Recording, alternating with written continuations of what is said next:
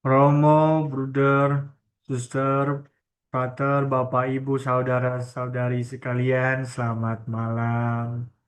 Kembali lagi kita berkumpul dalam Lexio Divina ini, Carmelite Center Jakarta, pada Rabu malam. Dimanapun kita berada, saya harap kita semua sehat dan baik semua. Pada malam hari ini, saya Frater Mario bersama Frater Vico. Halo, selamat malam Frater Vico. Selamat malam. Akan menemani Lexio Divina kita ini yang akan dipimpin oleh Romo Ari Pawarto. Selamat malam Romo. Selamat malam. Selamat malam, Romo. Ibu. Ya, pada malam hari ini tema Lexio Divina kita ialah barang siapa menyambut seorang benar sebagai orang benar, ia akan menerima upah orang benar. Lexio Divina kita perikopnya diambil dari Matius 10 ayat 37 sampai 42. Matius 10 ayat 37 sampai 42. Baik, saya harap perikopnya sudah disiapkan. Sekarang hati dan budi kita hening sejenak yang akan saya awali dengan dua pembuka. Oh ya, untuk nanti sesi tanya jawab, kalau ada pertanyaan nanti silakan dikirim ke Frater Vico. Ini atas nama Frater Ordo Carmel. Baik, mari kita hening sejenak. Dalam nama Bapa dan Putra dan Roh Kudus. Amin. Amin. Allah Bapa di dalam surga, betapa mulia namamu karena Engkaulah yang meraja di dalam kehidupan kami. Dalam kebesaranmu Engkau selalu memperhatikan kami, hamba-hambamu yang hina dina ini. Kami bersyukur ya Bapa atas segala kasih karunia yang boleh kami nikmati, terutama pada malam hari ini, di tengah segala kesibukan kami, aktivitas kami, kami berkesempatan untuk menimba kembali kekuatan untuk mencintaimu dan untuk melaksanakan sabdamu melalui Lexio Divina bersama ini. Semoga Lexio Divina kami malam hari ini, Engkau mengutus Roh Kudus-Mu sehingga kami dapat mengerti secara lebih mendalam, mengenali kehendak-Mu dalam hidup kami. Dan kiranya kami mohon Roh Kudus-Mu bagi Romo Ari yang akan mendampingi kami. Semoga dengan melalui perantaran beliau, kami dibawa kepada pengenalan yang lebih dalam akan kitab suci. Demi Kristus Tuhan dan pengantara kami. Amin. Amin. Dalam nama Bapa dan Putra dan Roh Kudus. Amin. Baik, Romos, saya persilakan. Baik, para saudara-saudari kekasih Tuhan, mari kita mulai Lexio Divina kita. Kita siapkan teks Injil Matius bab 10 ayat 37 sampai dengan 42. Seperti biasa, teks akan dibaca 2 kali. Yang pertama, saya akan melibatkan para partisipan sebanyak 6 orang yang akan membacakan ayat per ayat dari perikop ini. Dan nanti pada bagian yang kedua, saya akan membacakan secara keseluruhan. Baik, kita akan mulai tahap yang pertama, yakni Lexio, membaca teks. Sekali peristiwa, Yesus bersabda kepada ke-12 muridnya, Siapa saja yang mengasihi Bapa atau ibunya lebih daripada mengasihi aku, ia tidak layak bagiku. Dan siapa saja yang mengasihi putranya atau putrinya lebih daripada mengasihi aku, ia tidak layak bagiku. Siapa saja yang tidak memikul salibnya dan mengikuti aku, ia tidak layak bagiku. Barang siapa mempertahankan nyawanya, ia akan kehilangan nyawanya.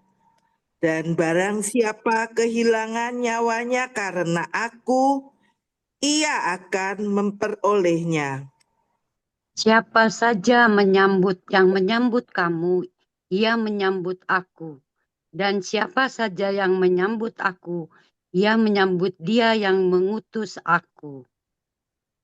Siapa saja yang menyambut seorang nabi sebagai nabi, ia akan menerima upah nabi.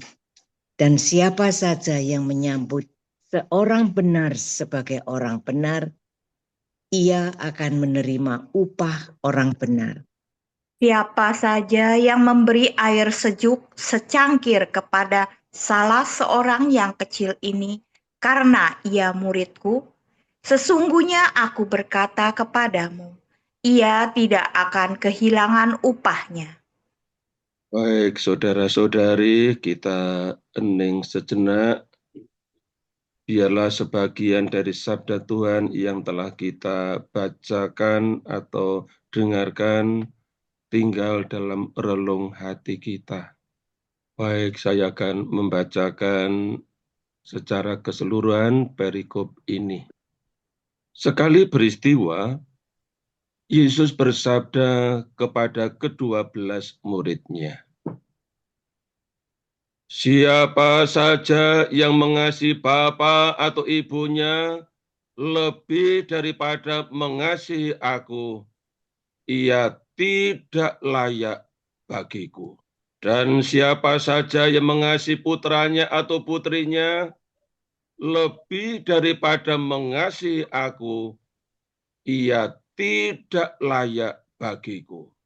Siapa saja yang tidak memikul salibnya dan mengikuti aku, ia tidak layak bagiku. Siapa saja yang mempertahankan nyawanya, ia akan kehilangan nyawanya. Dan siapa saja yang kehilangan nyawanya karena aku, ia akan memperolehnya. Siapa saja yang menyambut kamu, ia menyambut aku. Dan siapa saja yang menyambut aku,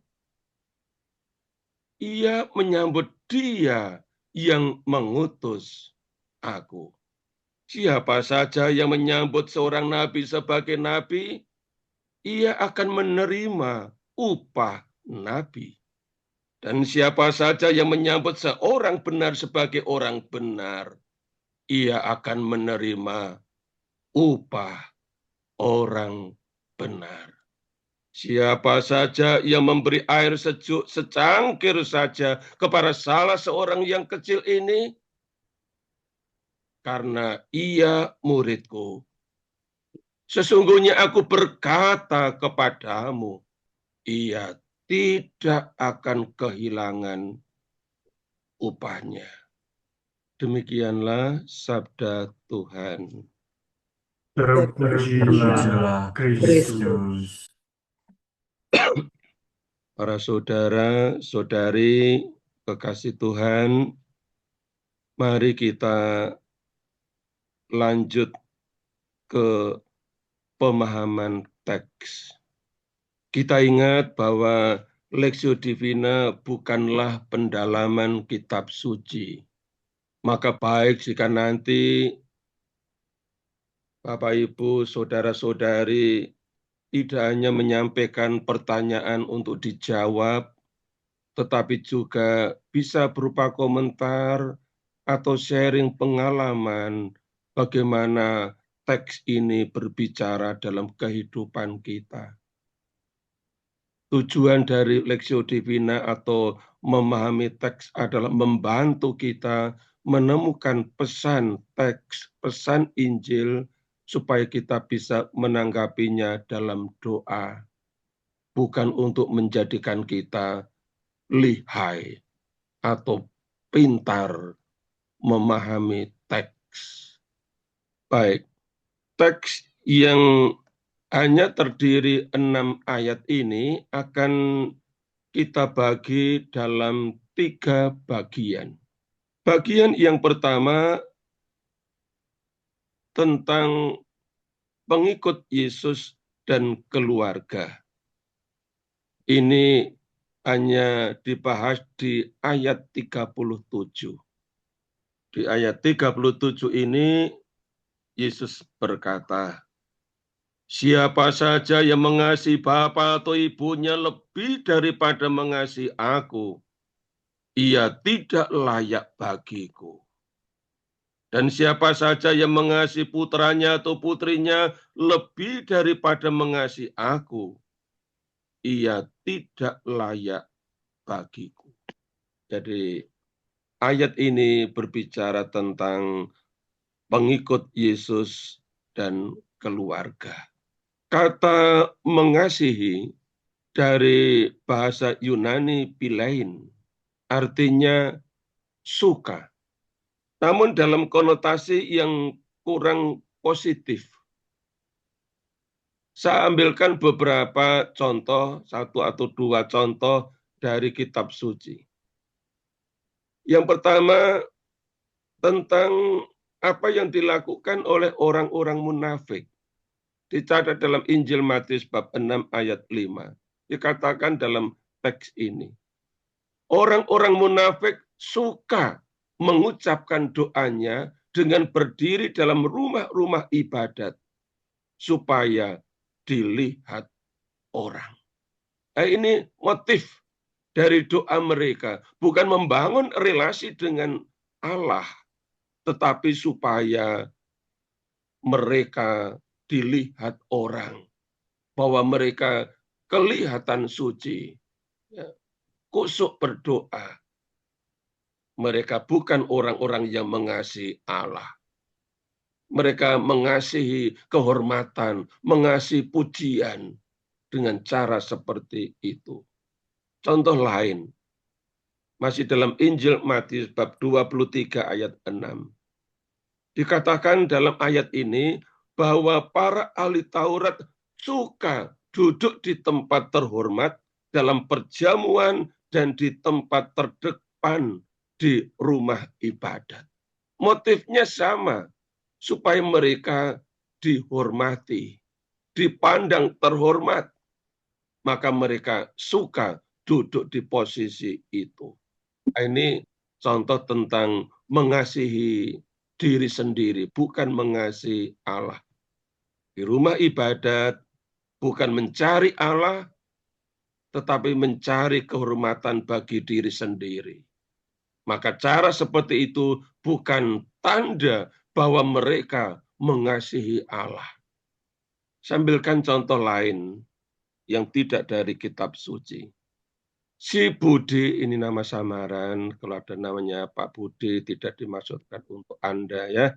Si Budi suka ngegame meskipun sedang mengikuti misa kudus di gereja pada hari Minggu. Dari awal sebelum misa mulai dia sudah pegang HP, waktu misa mulai masih pegang HP, selama misa berlangsung juga masih pegang HP, sampai selesai misa juga pegang HP. Dia suka ngegame. Dia pergi ke gereja bukan karena mengasihi Tuhan Yesus, tapi karena mencari kesenangan bagi diri sendiri. Mencari hiburan untuk diri sendiri.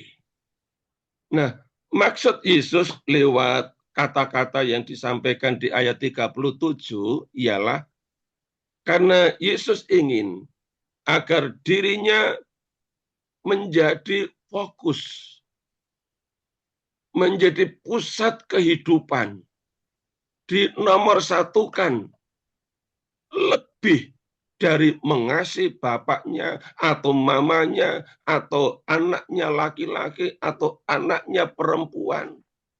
Juga lebih dari mengasihi kehormatan atau pujian atau kesenangan dengan ngegame. Ini yang dirindukan oleh Yesus. Dia benar-benar ditempatkan di atas segala-galanya. Mengasihi orang tua itu baik. Mengasihi anak-anak itu baik. Tetapi kalau tidak lebih mengasihi Yesus, Yesus katakan, ia tidak layak bagiku. Maka barang siapa tidak mengakui Yesus sebagai prioritas dalam hidupnya, tidak mengasihi Yesus lebih dari semua yang lain, tidak mengasihi Yesus di atas segala sesuatu, Yesus katakan, ia tidak layak bagiku, tidak layak menjadi murid Yesus. Maka ayat 37 ini menjadi bahan refleksi yang mendalam. Bagaimana saya mengikuti Yesus? Apakah saya sungguh-sungguh mengasihi Dia lebih dari yang lain? Dan apakah saya dalam ukuran Yesus sudah layak disebut murid Yesus? Karena itu Yesus harus lebih dicintai daripada orang-orang yang paling kita cintai dan yang mencintai kita. Ini berkaitan dengan ayat 37 tentang cinta akan Yesus, kelayakan untuk menjadi murid Yesus, ditunjukkan ukurannya apa. Baik. Sekarang kita akan lihat bagian yang kedua, ayat 38 dan 39, itu berbicara tentang pengikut Yesus mesti siap kehilangan nyawanya. Saya bacakan kembali ayat 38 dan 39. Siapa saja yang tidak memikul salibnya dan mengikuti aku, ia tidak layak bagiku. Siapa saja yang mempertahankan nyawanya, ia akan kehilangan nyawanya. Dan siapa saja yang kehilangan nyawanya karena aku, ia akan memperolehnya. Kita akan lihat sebentar kedua ayat ini. Kata memikul salib merupakan ungkapan kiasan yang artinya menyangkal diri secara total. Bisa dibandingkan dengan bab lain masih di Injil Matius, yakni Matius 16 ayat 24. Jadi memikul salib itu bisa berarti menyangkal diri secara total atau secara radikal. Dan ini bukan hal yang gampang. Maka Yesus berkata ya di ayat 38 tadi, siapa saja yang tidak memikul salibnya dan mengikuti aku, ia tidak layak bagiku. Betapa tidak mudahnya mengikut Yesus. Karena ada hal yang harus dipikul, yang harus disangkal.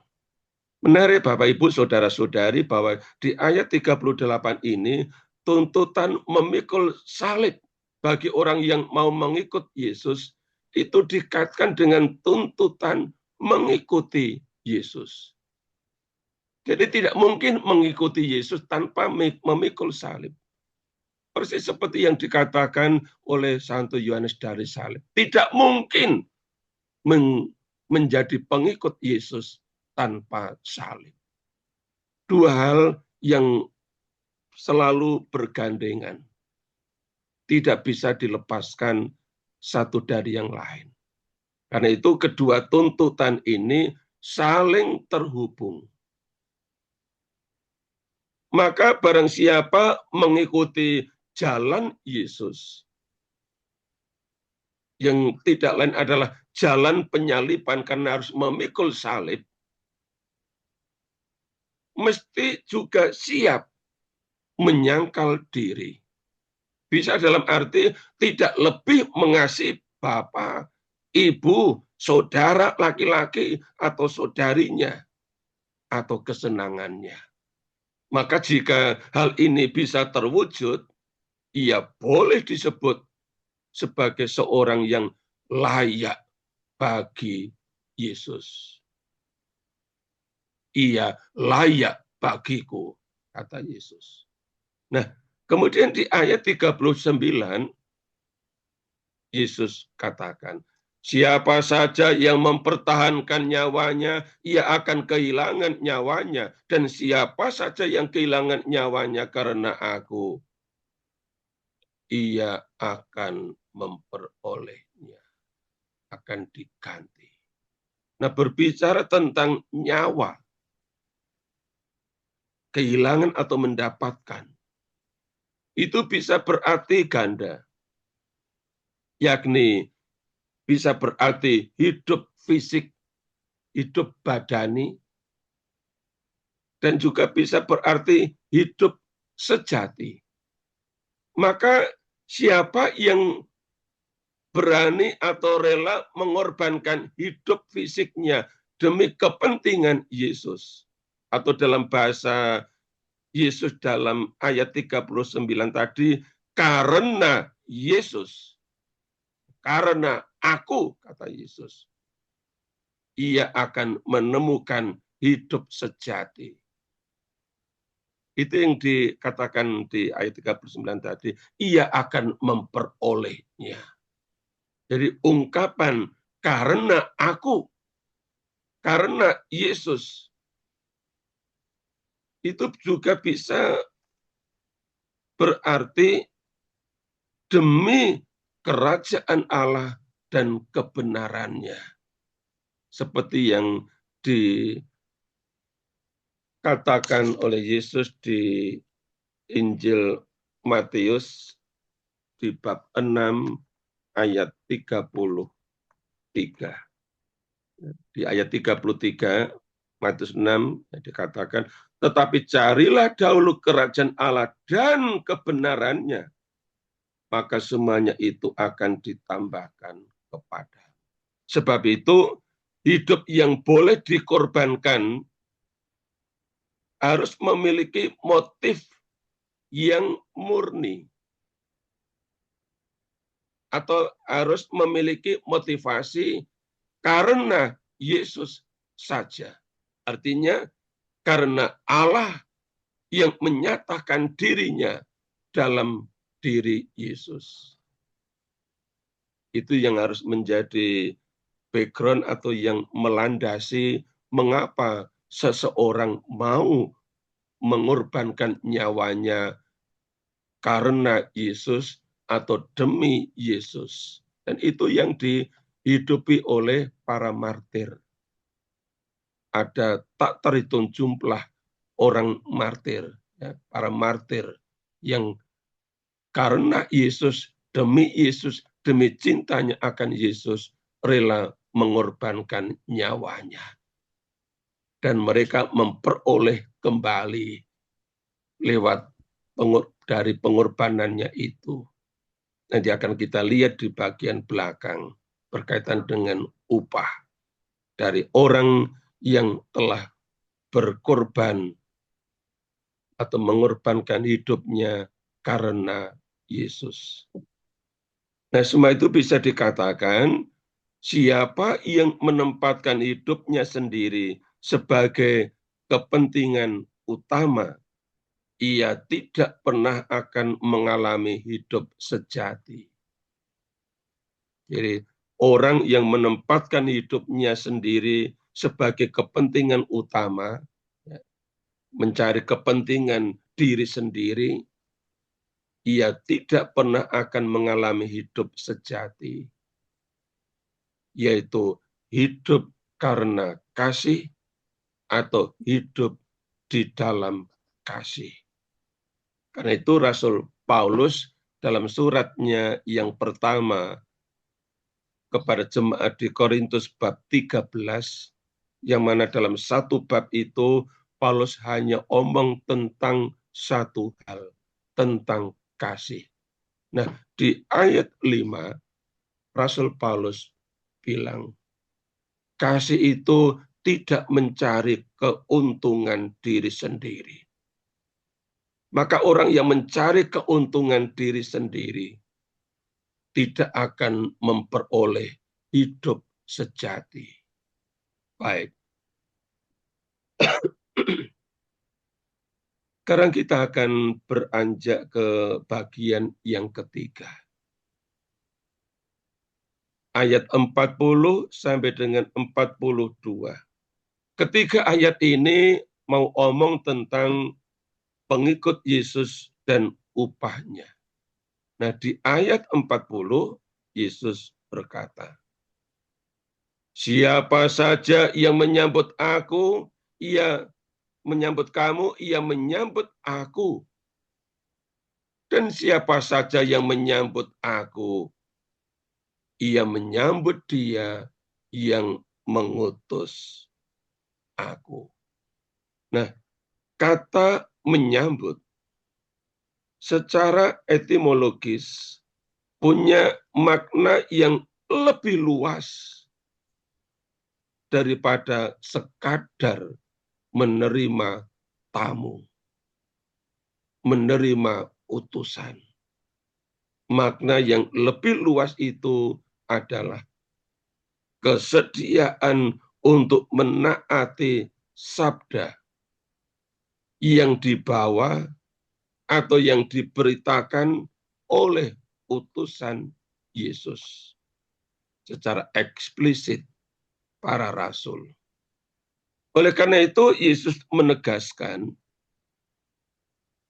bila seseorang menyambut para utusan, ia menyambut Yesus, dan bersama Yesus ia menerima Allah yang mengutusnya. Jadi setelah menyambut Yesus, Yesus itu ada di dalam dirinya, sehingga ia bersama Yesus menerima Allah yang mengutusnya. Jadi dampaknya luar biasa jika seseorang dengan rendah hati mau menerima utusan Yesus, mau mendengarkan pengajarannya tentang Tuhan dan sabda-sabdanya.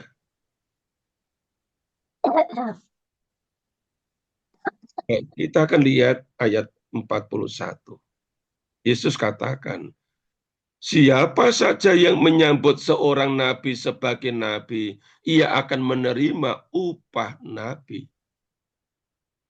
Dan siapa saja yang menyambut seorang benar sebagai orang benar, ia akan menerima upah orang benar.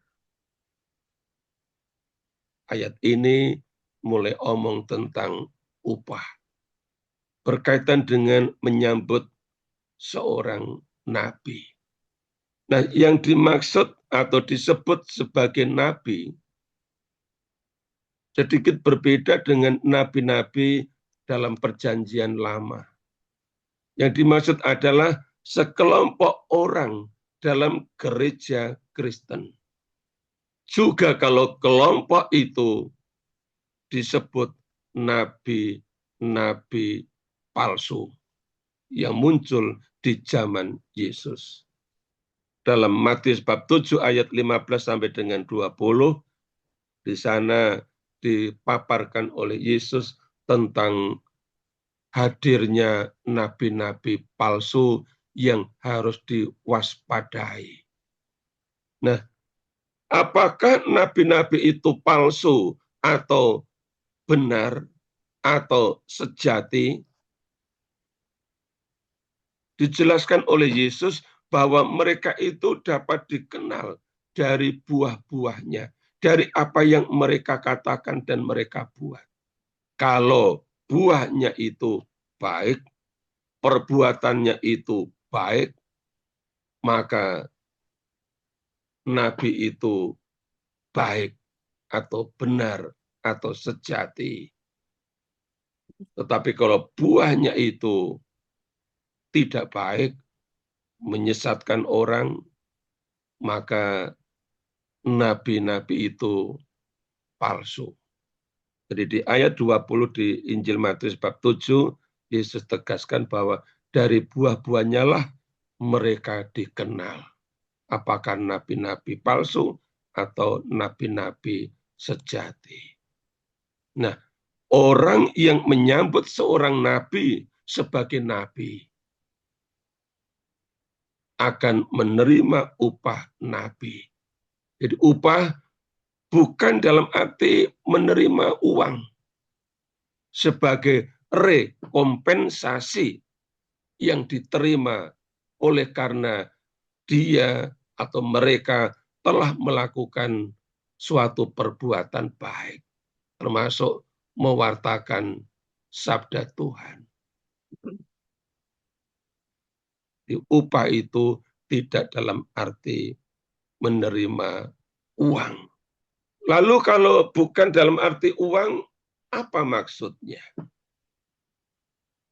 Upah nabi mesti dipahami sebagai ganjaran atau pemberian Allah yang diterima oleh seorang nabi yang telah menyampaikan amanat Allah atau firman Allah atau sabda Allah. Saya ambilkan contoh dari pengajaran Yesus yang kita dengarkan dalam bacaan Injil hari Minggu yang lalu. Yakni mengenai mengakui Yesus di depan manusia. Itu suatu perbuatan baik. Dan perbuatan baik itu akan mendatangkan ganjaran, mendatangkan upah, tidak dalam arti uang. Maka Yesus katakan di ayat itu, Matius bab 10 ayat 32. Aku pun akan mengakuinya di depan Bapa-Ku yang di surga. Itu upah yang diterima oleh seseorang yang dalam hidupnya di bumi ini mau menerima Yesus di depan orang dan bukan menolak Yesus, menyangkal Yesus, mengkhianati Yesus di depan orang. Yesus akan mengakuinya di depan Bapanya yang di surga. Itu upah, ganjaran. Nah, selain kelompok nabi-nabi, juga kelompok orang benar. Pertanyaannya, siapakah orang-orang benar itu? Atau siapakah orang benar itu? Yang dimaksud dengan orang benar atau orang-orang benar, kalau jumlahnya lebih dari satu, adalah orang-orang Kristen yang setia. Atau para pengikut Yesus yang setia. Mereka bisa juga terdiri dari para guru atau para saksi iman. Dalam bahasa sekarang bisa disebut guru agama atau katekis. Atau mereka yang telah berani menderita karena iman dan telah menjadi saksi Kristus. Itulah orang benar. Bisa diperdalam tentang hal ini. Nah, setelah kita lihat siapakah orang benar itu, lalu kita akan melihat apa yang diterima oleh orang benar. Sehingga kalau orang menerima seorang benar akan memperoleh upah orang benar. Dalam Injil Matius bab 13 ayat 43a disebutkan oleh Yesus bahwa orang-orang benar akan bercahaya seperti matahari dalam kerajaan Bapa mereka. Ini upah. Hidup mereka itu akan bercahaya seperti matahari. Dan itu bukan di bumi, tetapi dalam kerajaan Bapa mereka. Itu berarti dalam surga. Itu berarti upah yang mereka terima upah yang diterima oleh orang-orang benar adalah surga. Sekali lagi, upah itu bukan uang, tetapi ganjaran dari Allah Bapa, surga. Nah, kepada orang-orang benar, Yesus sebagai Raja juga berkata, seperti dapat kita jumpai dalam Injil Matius bab 25 ayat 34. Kepada orang benar itu, Yesus Sang Raja berkata, mari, hai kamu yang diberkati oleh Bapa-Ku, terimalah kerajaan yang telah disediakan bagimu sejak dunia dijadikan. Dan di ayat terakhir, ayat 46, ditunjukkan di sana bahwa orang benar itu akan masuk ke dalam hidup yang kekal. Nah, ini upah orang benar, masuk ke dalam hidup yang kekal. Sekali lagi, upah itu bukan uang, tapi ganjaran berupa hidup yang kekal. Luar biasa upah yang diterima oleh orang benar. Masih menjadi pertanyaan, apa yang telah orang-orang benar perbuat sehingga mereka beroleh upah berupa hidup yang kekal? Konkretnya macam apa? Saya akan tunjukkan masih di Injil Matius bab 25 ayat 35 dan 36. Ditegaskan di ayat 40.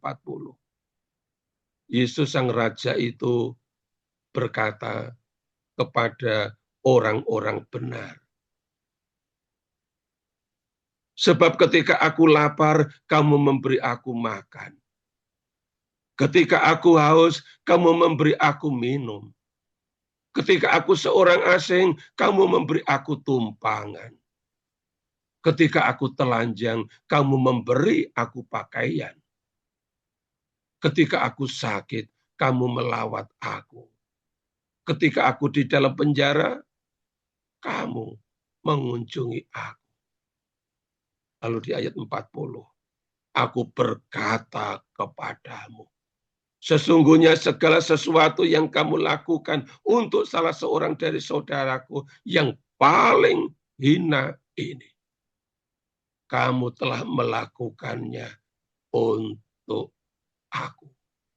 Itulah sebabnya upahnya adalah kerajaan Bapa.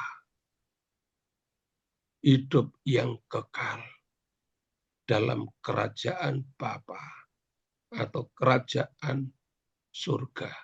Baik, kita akan lihat ayat terakhir. Yesus katakan, siapa saja yang memberi air sejuk secangkir saja kepada salah seorang yang kecil ini, karena ia muridku, sesungguhnya aku berkata kepadamu, ia tidak akan kehilangan upahnya. Sampai di ayat 42, ternyata selain berbicara tentang nabi dan orang benar, Yesus juga berbicara tentang orang-orang kecil. Siapa mereka ini? Yaitu orang-orang yang sederajat dengan murid Yesus. Sebab mereka percaya kepada Yesus. Karena itu Yesus berpesan dalam Injil Matius juga di bab 18 ayat 10. Janganlah menganggap rendah seorang dari anak-anak kecil ini. Karena mereka punya martabat yang sama seperti 12 murid Yesus. Yang kepada mereka ini Yesus omong dalam perikop tadi. Matius 10 ayat 37 sampai dengan 42. Jadi di ayat 42 ini Yesus mau menekankan pentingnya menghormati orang-orang kecil. yang kalau orang melakukannya, orang itu juga akan memperoleh upah atau ganjaran. Maka menghormati orang-orang kecil juga akan mendatangkan upah, ganjaran dari Allah. Demikian Bapak Ibu, saudara-saudari, yang bisa saya jelaskan ke-6 ayat tadi, yang saya harap bisa membantu untuk menemukan pesan Injil bagi masing-masing, dan nanti kita akan mencoba menanggapinya dalam doa. Baik berkaitan dengan pemuritan kita, kelayakan kita menjadi murid Yesus, soal bagaimana kita mengasihi Dia, maupun juga soal bagaimana kita menerima nabi, orang benar, dan orang kecil yang ada di sekitar kita. Silakan Bapak Ibu Saudara-saudari yang akan menanggapi atau berkomentar atau men-sharingkan pengalaman iman berkaitan dengan perikop ini. Selamat malam Romo. Setelah mendengarkan penjelasan dari Romo, yang saya tangkap, apakah orang-orang benar itu adalah imam, para biarawan, biarawati, dan juga murid-murid Yesus, Romo? Ya, orang-orang benar itu siapapun. Bahkan bisa orang-orang kecil, orang-orang biasa, orang-orang sederhana, orang-orang yang tidak terkenal, orang-orang yang tidak menonjol, orang-orang yang tidak pernah dilibatkan dalam berbagai kegiatan umat. Tapi hidupnya sungguh-sungguh percaya akan Yesus. Hidupnya sungguh-sungguh mengandalkan Yesus. Ya, jadi tidak identik. Terima kasih Romo. Satu lagi Mo, yang dimaksud orang-orang kecil itu termasuk anak-anak kecil dan juga orang-orang yang sederhana gitu ya Romo. Orang-orang yang hidupnya sederhana dan juga anak-anak kecil ya Mo. Ya, kecil dalam hal ini tidak otomatis kecil dalam arti fisik.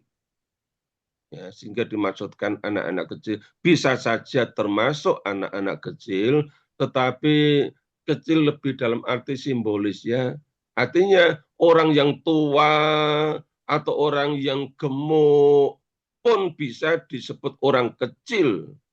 Ya, jika dalam hidupnya sungguh-sungguh menempatkan diri sebagai orang yang kecil di hadapan Allah, yang mau bergantung sepenuhnya kepada Allah dan bukan mengandalkan fisiknya yang besar, ya, kekuatan fisik, tapi sungguh-sungguh yang bergantung kepada Allah, karena sumber kekuatan itu ada pada Allah dan bukan pada ototnya atau fisiknya yang kuat dan besar. Ya. Iya. Terima kasih Romo. Ya, baik, terima kasih Romo. Terima kasih Ibu telah memberikan pertanyaannya. Bapak, Ibu, saudara-saudari yang terkasih, barangkali juga ada yang ingin bertanya ataupun sharing singkat, refleksi yang berangkat dari Injil yang kita dengarkan, kami persilakan. Saya mungkin mau kesaksian sedikit ya Romo.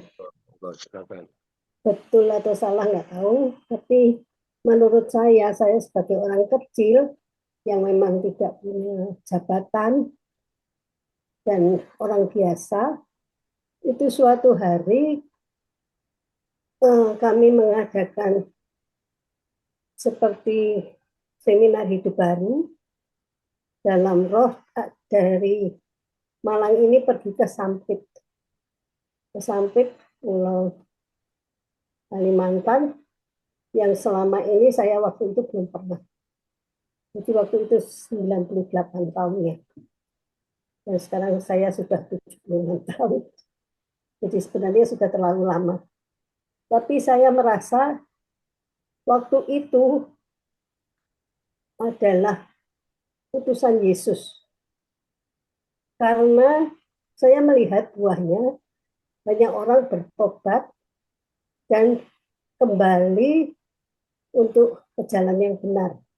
Jadi mereka yang mempunyai jimat-jimat segala itu bisa kembali ke jalan benar, dan saat ini bahkan dia sekarang sudah menjadi orang besar.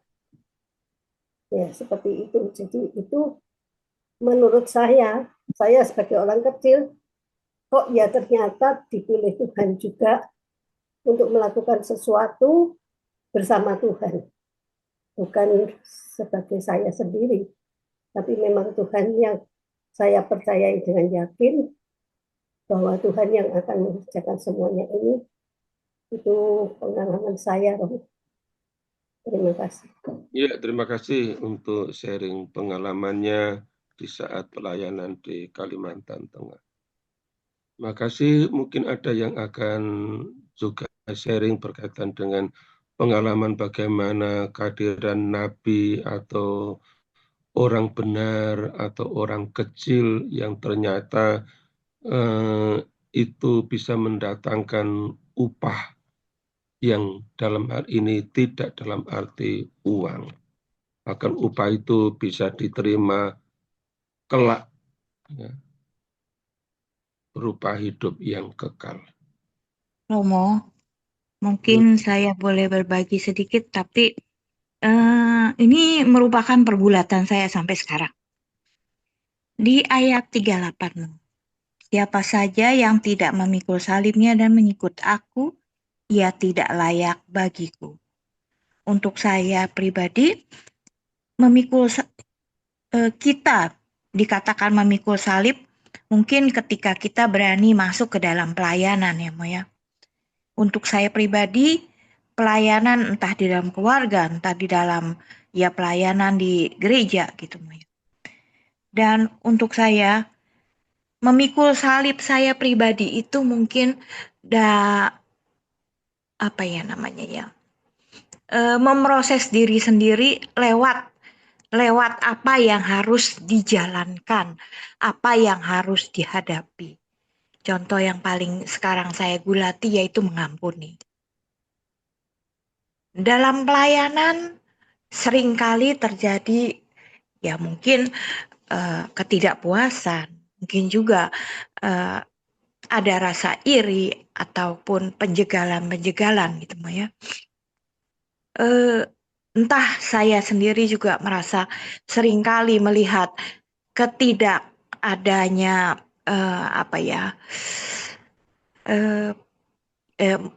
tanda kutip mungkin ketidakadilan gitu dalam pelayanan. Itu membuat saya tuh merasa kayaknya membuat saya tuh orang itu tidak benar, tapi itu juga merupakan satu contoh untuk saya tidak meniru seperti itu. Tapi ujungnya saya pun harus memaafkan diri saya sendiri. Saya juga harus memaafkan orang itu. Jadi untuk saya pribadi, memikul salib itu berat dalam arti untuk memproses diri sendiri dan memproses mengampuni gitu ya Mo ya. Karena pada ujung-ujungnya karena keinginan saya yaitu jalan menuju ke rumah Bapa. Jadi ya terpaksa harus terus-menerus untuk mengolah diri sendiri dan berusaha untuk belajar terus mengampuni. Karena untuk saya itu salib saya.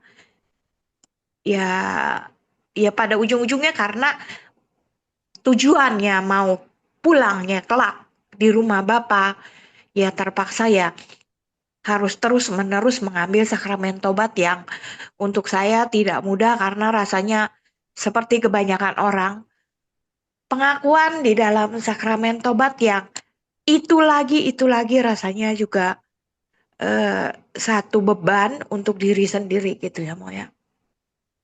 Tapi ya mengingat ujung yang saya harapkan, yang saya tujukan, yang saya rindukan, ya mungkin itu satu ya salib juga untuk saya gitu Mo. Apakah itu boleh bisa dikatakan itu juga salib Mo?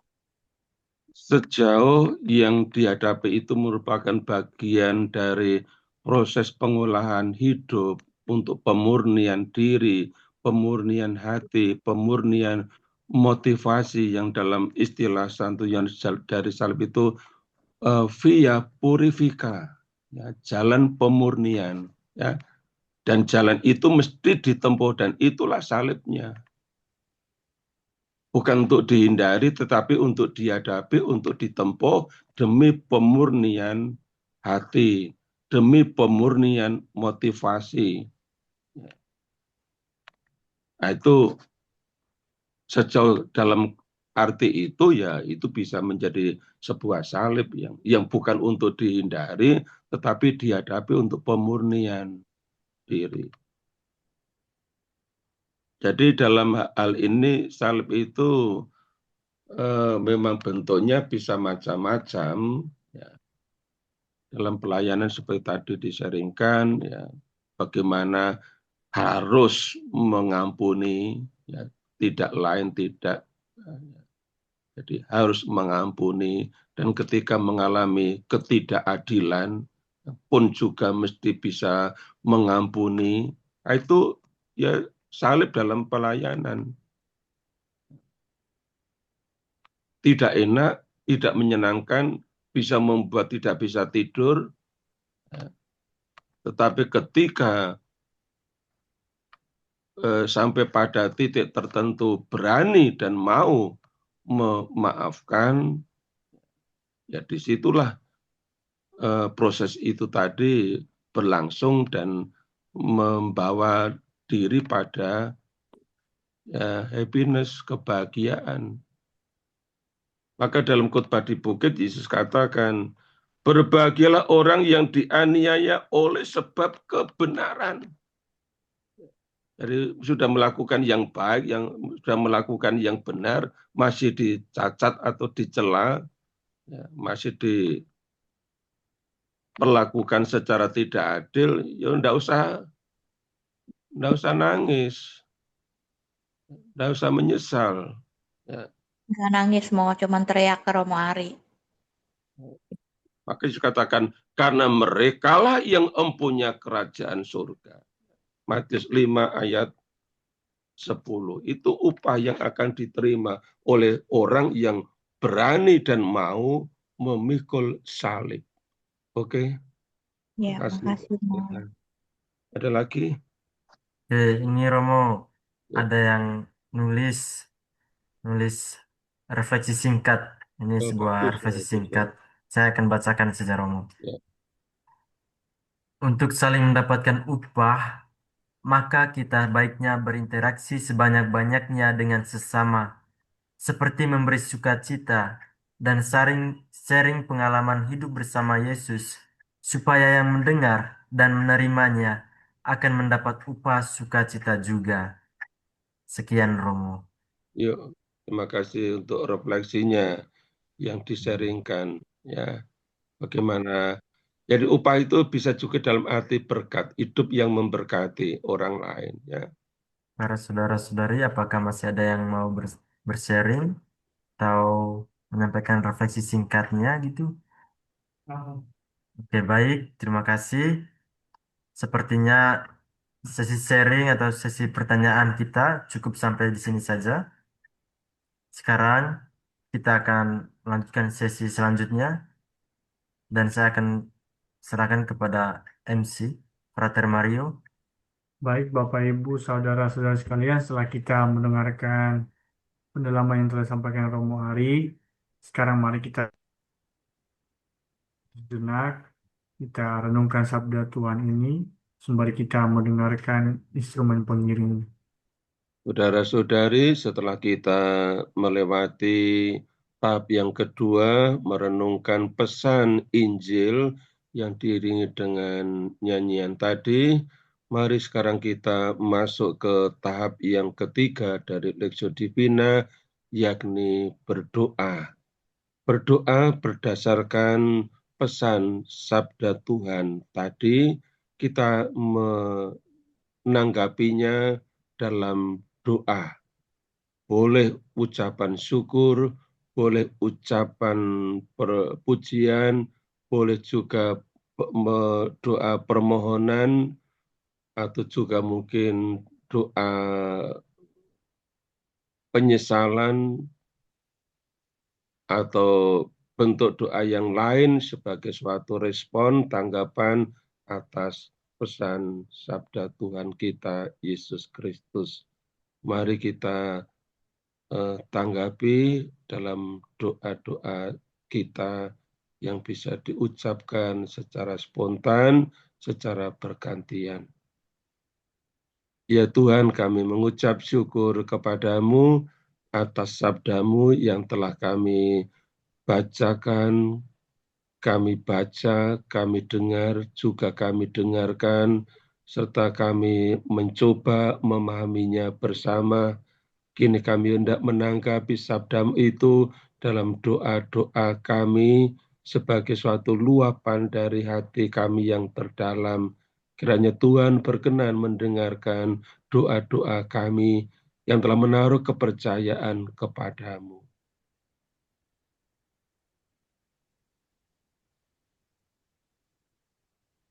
Ya Tuhan, Allah Bapa yang penuh kasih, kembali pada malam hari ini kami mengucap syukur ya Bapak atas bimbingan-Mu, penyertaan-Mu, sehingga Kau satukan kami dalam Lexio Divina yang pemaparan permenungan kontemplasionya dibawakan oleh Romo Ari. Ya Bapak, semoga dengan mendengarkan sabda dan firman-Mu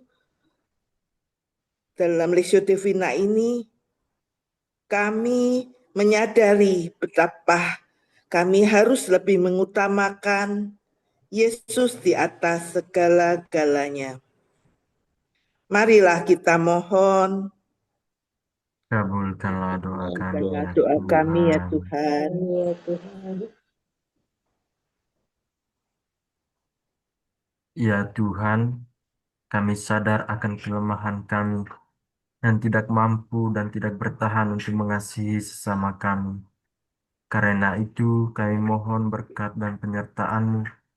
Kuatkanlah dan teguhkanlah iman kami, agar kami boleh dengan senang hati, boleh dengan kerendahan hati mengasihi sesama kami, teristimewa mereka yang kecil.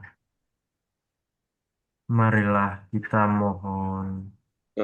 Kabulkanlah doa kami ya Tuhan. Yesusku, kekuatan untuk mengampuni dan mengasihi itu hanya berasal daripada-Mu saja. Biarlah Roh-Mu yang kudus terus membantu dan memampukan anak-Mu ini untuk belajar terus mengasihi dan mengampuni. Kami mohon. Kabulkanlah doa kami ya Tuhan. Tuhan, terima kasih. Karena kasih-Mu, kami boleh belajar semakin mengerti apa yang harus kami lakukan sesuai dengan firman-Mu. Ajari ya Tuhan, kami semakin rendah hati untuk belajar melakukan kehendak-Mu. Penuhilah kami dengan rahmat-Mu ya Tuhan, agar kami Kau mampukan untuk bisa melakukan apa yang harus kami lakukan. Kepadamu kami mohon. Kabulkanlah doa kami ya Tuhan. Ya Tuhan, berkenanlah melimpahkan pengampunan atas kami. Kami yang dari pandangan-Mu Engkau anggap tidak layak menjadi murid-Mu. tidak layak bagi Engkau, karena kami tidak selalu mampu mengasihi Engkau lebih dari kasih kami kepada sesama manusia, juga mereka yang mengasihi kami. Dan jika kami masih menjadi pengikut-Mu semata-mata karena Engkau yang melayakkan kami, bukan karena kami sudah layak. Karena belas kasih-Mu Engkau melayakkan kami untuk terus mengikuti Engkau.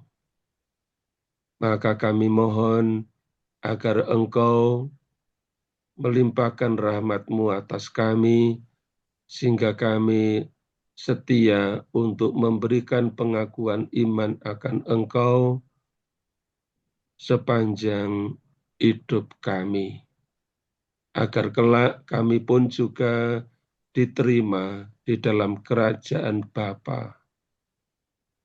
Marilah kita mohon. Kabulkanlah doa kami. Kabulkanlah doa kami ya Tuhan. Demikian Tuhan, doa-doa permohonan kami yang sempat terucap dalam kata-kata. Masih banyak doa-doa yang tidak sempat terucap dalam kata-kata. Namun kami percaya Engkau mendengarkan doa-doa yang meluap dari hati kami yang terdalam. Kami ingin menyatukan semua doa ini dalam doa yang telah Engkau ajarkan kepada kami. Bapa kami yang ada di surga, dimuliakanlah namamu, datanglah kerajaanmu, jadilah kehendakmu di atas bumi seperti di dalam surga. Berilah kami rezeki pada hari ini, dan ampunilah kesalahan kami, seperti kami pun mengampuni yang bersalah kepada kami, dan janganlah masukkan kami ke dalam pencobaan, tetapi bebaskanlah kami dari yang jahat. Amin. Marilah berdoa. Allah Bapa Surgawi, kami mengucap syukur kepadamu atas kesempatan yang Engkau berikan kepada kami, sehingga malam hari ini secara online kami boleh bersekutu untuk mendengarkan pengajaran putramu Yesus. Kami telah belajar untuk mengerti apa yang Yesus ajarkan, memetik pesannya untuk kami tanggapi dalam doa-doa kami, dan mampukan kami, ya Allah, oleh karena rahmat-Mu yang mengalir melimpah atas kami pun juga mampu untuk menanggapi sabda putramu dalam kehidupan kami sehari-hari. Dan mampukan kami lewat Lexio Divina ini pada hari Minggu nanti kami boleh merayakan iman kami dengan mengerti Injil dengan lebih baik, sehingga kami makin disatukan dalam diri putramu Yesus, menjadi pengikut-pengikut yang setia akan Dia, sekalipun kami harus memikul salib oleh karena Yesus, Tuhan dan Juru Selamat kami yang kami kasihi sepanjang segala masa. Amin. Amin. Sebelum berkat mungkin ada pengumuman, silakan. Baik, terima kasih Romo. Akan saya sampaikan beberapa pengumuman. Yang pertama, kitab suci dan ekologi nanti akan kita dalami di hari Jumat tanggal 26 Juni tahun 2026 dengan tema Jeritan Alam dan Manusia. Kita sudah masuk kepada kitab Mazmur. Kita akan didampingi oleh Romo Alexander Dimas Pelealu jam 20.00 sampai 21.30. Kitab suci dan ekologi. Kemudian Lexio Divina berikutnya Rabu tanggal 1 Juli bersama dengan Romo Paulus Kristianto Puji Sutrisno. Kita akan berdoa dengan Matius bab 11 ayat 25 sampai dengan 30. Lalu investitur skapulir nanti akan diadakan hari Sabtu pertama bulan Juli yaitu tanggal 4 jam 9.00 di Kapel Biara Santa Maria Magdalena de Pazzi, Wisma Karmel, Jalan Tosika Mulia nomor 12 jam 9.00 nanti dimulai dengan pengajaran. Silakan Bapak Ibu mendaftarkan diri supaya bisa ikut karena tempatnya terbatas. Lalu untuk retreat, ada 2 retreat yang akan diselenggarakan oleh JJJ, yaitu yang pertama pertumbuhan hidup rohani dalam budi batin Teresa dari Yesus bersama dengan Romo Alexander Agung tanggal 24 sampai 26 Juli di Wisma Kanosa Tangerang. Pendaftaran terakhir 1 Juli, silakan yang masih mau ikut masih boleh. Kemudian retreat yang kedua pengenalan dan pengolahan diri bersama dengan Romo Dr. Teguh Kusbiantoro. Ini dalam perspektif psikospiritual. Dengan pengenalan dan mengolah diri ini dimaksudkan supaya kita semua bisa semakin paham tentang diri kita dan dalam gerak hidup rohani menjadi lebih baik lagi. Akan diselenggarakan pada hari Jumat sampai Minggu tanggal 14 sampai 16 Agustus di Wisma Lestari Sang Timur Cikanyire. Silakan yang hendak mendaftar dan bagi Anda semua yang ingin berpartisipasi mendukung kegiatan JJJ boleh transfer ke rekening 385-797-7788 atau scan QR Code yang ada di sebelah kiri. Dan terima kasih bagi yang sudah berpartisipasi untuk mendukung kegiatan JJJ. Terima kasih. Silakan Romo Ari. Baik, para saudara-saudari, mari kita akhiri Lexio Divina kita malam hari ini dengan memohon berkat Tuhan juga untuk istirahat kita sepanjang malam ini nanti agar besok kita bisa bangun dengan badan yang segar, melanjutkan perjalanan hidup kita di hari yang baru. Tuhan bersamamu.